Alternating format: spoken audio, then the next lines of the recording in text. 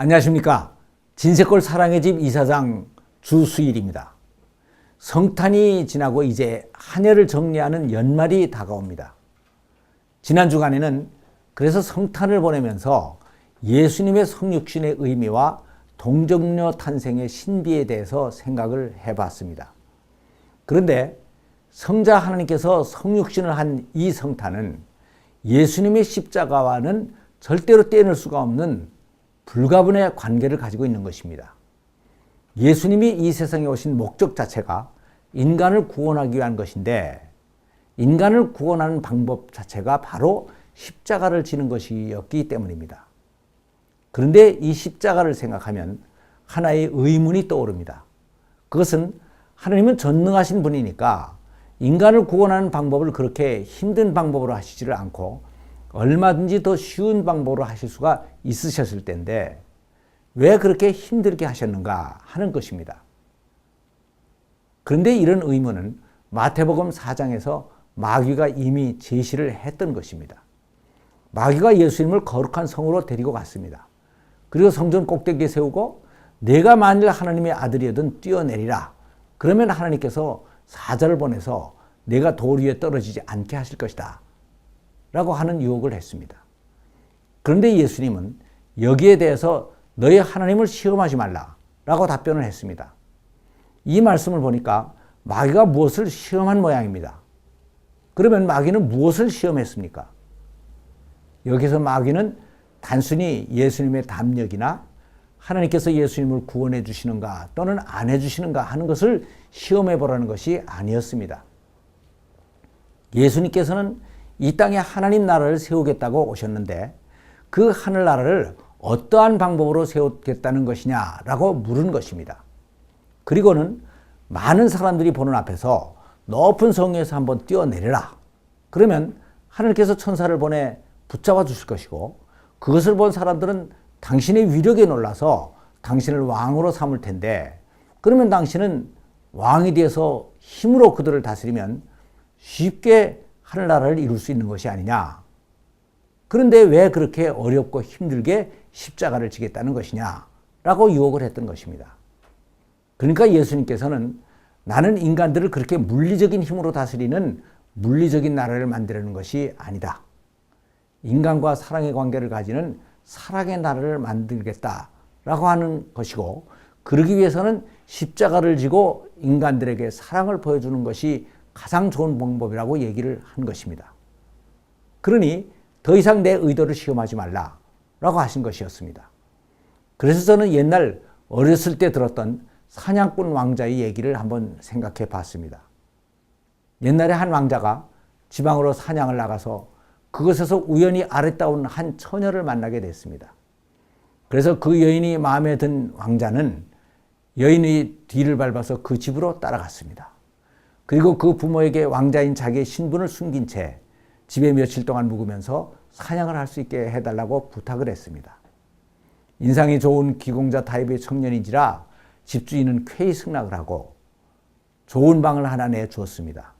그래서 그 왕자는 그곳에서 머물면서 사냥을 했고 그동안 처녀와 사귀면서 친해지고 서로 사랑을 하게 됐습니다. 그래서 왕자는 그 부모에게 그 처녀를 달라고 청혼을 했습니다. 그랬더니 그 부모도 쾌히 승낙을 했습니다. 그래서 그 사냥꾼은 그 처녀에게 한양으로 올라가서 자기 부모님의 허락을 받아 다시 데려오겠다고 굳게 약속을 하고 한양으로 올라갔습니다. 그리고는 왕인 아버지께 잘 설명을 하여 허락을 받아냈습니다. 그래서 정식으로 왕자의 행사를 갖추고 그 처녀를 데리러 시골 마을로 내려왔습니다. 그래서 조그마한 마을에 온통 난리가 났습니다. 동네 사람들이 다 나와서 맞이하는 가운데 왕자는 처녀의 집으로 들어가서 그 부모님께 인사를 드렸습니다. 부모와 처녀는 자기 집에 들어온 왕자를 맞이하다가 깜짝 놀랐습니다. 그 왕자는 바로 얼마 전에 자기 집에 묵고 간 그 청년이었기 때문이었습니다.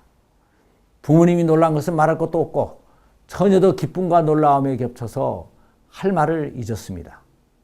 그래서 왕자는 그동안 자기의 신분을 밝히지 못했던 것을 사과하고 처녀를 데리고 궁으로 올라와서 결혼식을 올리고 평생 동안 행복하게 잘 살았다는 얘기입니다. 얼마나 통쾌하고 아름다운 얘기입니까? 그런데 이 얘기를 들어보면 어디서 많이 들었던 얘기 같다는 생각이 듭니다. 그렇습니다. 이것은 다른 사람들의 얘기가 아니고 바로 우리의 신랑이신 예수 그리스도와 그분의 신부인 우리들의 얘기입니다. 예수님이 초림 때에는 우주의 왕자이시지만 이 사냥꾼보다도 훨씬 더 초라한 모습으로 이 지구에 오셨습니다. 이것이 바로 성탄입니다.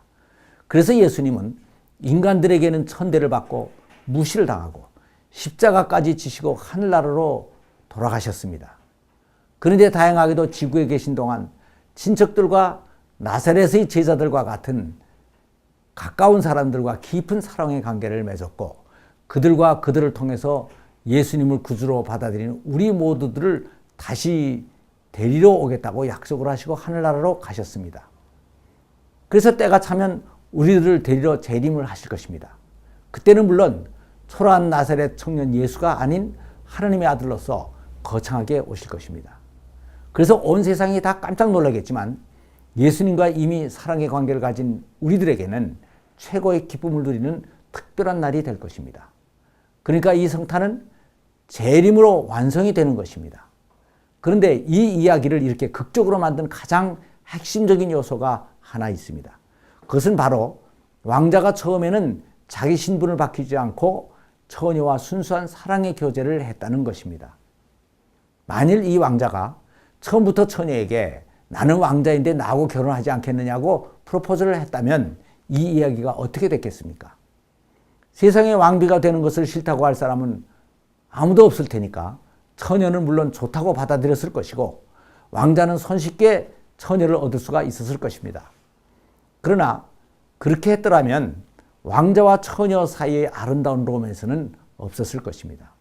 그래서 왕자는 평생을 두고 처녀가 자기를 정말 사랑해서 결혼하는 것인지 왕비 자리가 좋아서 결혼한 것인지 확인할 기회가 없었을 것입니다. 그리고 또 처녀도 평생 왕자를 순수하게 사랑했었다는 것을 밝힐 기회가 없었을 것입니다. 그러니까 이 왕자는 처녀에게 자신이 순수한 사랑을 증명할 수 있는 기회를 준 것이었습니다. 그래서 저는 이 성탄을 맞이하면서 하나님의 아들이라는 신분을 감추고 말구유에 오셔서 십자가까지 지신 예수님께 한없는 매력을 느끼고 그분을 저희 영원한 신랑으로 보내주신 성부 하나님께 최고의 찬양과 감사와 경배를 드리지 않을 수가 없습니다. 그래서 하나님께 이렇게 감사를 하고 우리를 데리러 다시 오신 신랑 예수님을 간절히 기다리는 마음을 가지는 것이 성탄을 보내고 또 새해를 맞이하는 우리들의 자세가 되어야 되지 않을까 하는 생각을 해보는 것입니다. 감사합니다.